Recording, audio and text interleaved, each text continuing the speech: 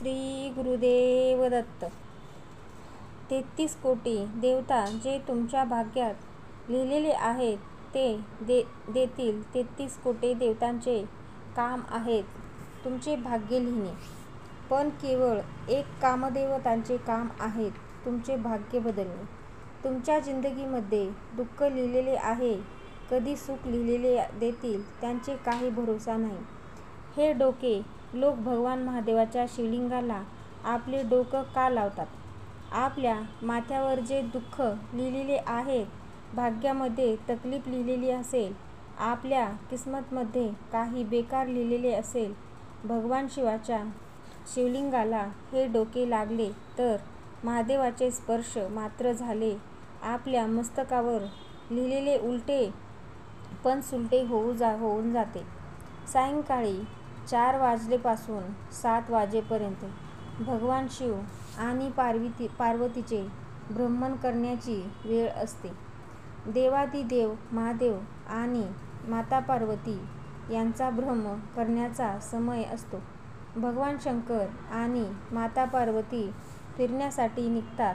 त्यामुळे आपला धर्म सांगतो की सायंकाळच्या वेळी स्त्रियांनी घरात झाडून काढू नये. सायंकाळच्या वेळी स्त्रियांनी बांगड्या जोडवे बदलले नाही पाहिजे.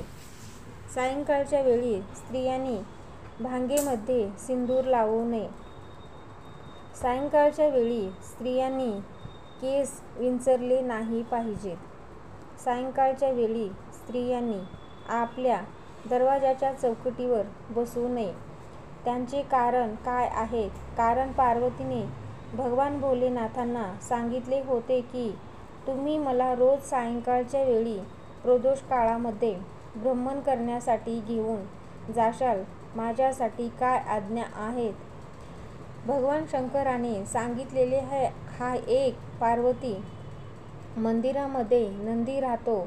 जाणारा यात्री मंदिरामध्ये माझे दर्शन करण्यासाठी येतो आणि नंदीच्या कानात सांगून जातो, भगवान शिवाला माझ्या येथे घेऊन ये असे सांगतो. मी नंदीनुसार त्यांच्या घरी जातो. माझे काम आहे त्यांचे कल्याण करणे आणि तुझे काम आहे त्यांच्या घरातील स्त्रियांना अखंड सौभाग्यवतीचा वर प्रदान करणे. हे तुझे काम आहे.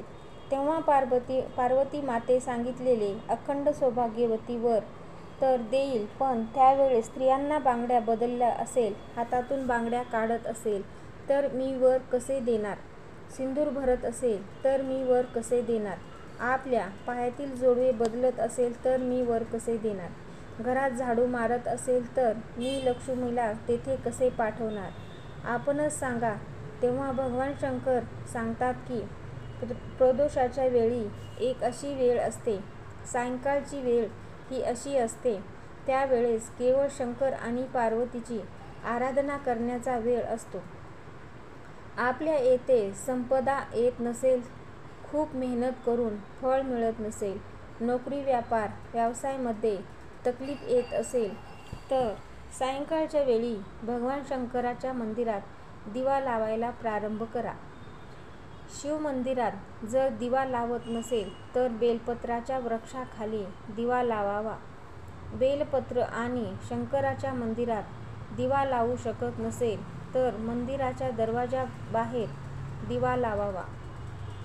हे पण करू शकत नसेल तर आपल्या घराच्या दरवाजाच्या बाहेर आपल्या द्वारावर दिवा लावावा. भगवान शिवाच्या नावाचे श्री शिवाय नमस्तुभ्यं बोलून भगवान शंकराला स्मरण करून आपली कामना करून पंचाक्षरी मंत्र शिवाय षडाक्षरी मंत्र ओम नमः शिवाय, 12 अक्षर मंत्र ओम नमो भगवते वासुदेवाय नमः, जो मंत्र तुम्हाला येत नसेल त्याचे स्मरण करून सायंकाळच्या वेळी आपल्या घराच्या बाहेर दिवा लावावा. शास्त्रात वर्णन केलेले आहे की शिवलिंगाचे पाणी उत्तरेकडे जात असेल तर दक्षिणेकडे बसून 1 लोटा जल ही समर्पित केले असेल तर भगवान शंकर स्वीकार करतात. ज्या मुलामुलींचा जॉब लागत नसेल तर काळे तीळ वाटून 1 लोटा जल पाण्यामध्ये टाकून आपल्या घरातील माठाजवळ पितरांचे स्थान असेल त्या माठाजवळ 1 लोटा जल रात्रभर ठेवावा. बेलपत्राचे वृक्ष, पिंपळाचे वृक्ष किंवा वडाचे वृक्ष यापैकी कोणत्याही वृक्षाखाली दुसऱ्या दिवशी आपली कामना करून ज्यांना जॉब लागत नाही त्यांनी ते जल हे 3 वृक्षाखाली बेलपत्राचे वृक्ष, पिंपळाचे वृक्ष, वडाचे वृक्ष हे 3 वृक्ष पितरांच्या तुल्य आहेत. तिन्हीपैकी कोणत्याही एका वृक्षाखाली काळी तिळीचे जल समर्पित करावे. 1 काळी मिरची. आपल्यावरून वेळ उतरून भगवान शिवाच्या श्री शिवाय नमस्तुभ्यम ह्या मंत्राचा जप करून पिंपळाच्या वृक्षाखाली त्या काळी मिरीला पुरून द्यावे. जिंदगीमध्ये आपला रोग समाप्त होईल आणि गोळ्या औषध काम करायला लागतील. जर कोणी आपल्याला कष्ट देण्याचा प्रयत्न करत असेल, आपल्याला दुःख तकलीफ देत असेल, जर असं वाटत असेल आपल्याला कोणी खूप परेशान करत आहे किंवा खूप दिवसापासून एखादं काम अडकलेलं आहे, आपली एखादी फाईल पुढे सरकत नसेल, कोणीतरी अडचण येत आहेत, अशा वेळेस निर्मलेश्वर महादेवाचे पूजन कामी येते.